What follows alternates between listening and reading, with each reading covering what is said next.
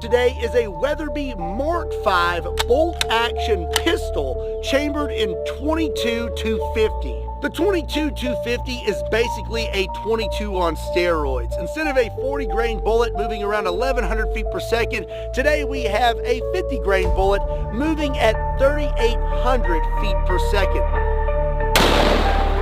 That is a ridiculous amount of speed and energy in a pistol, and I am very excited to blast some stuff with this thing, so let's get set up and get started. Now, let's see if we can get number 3.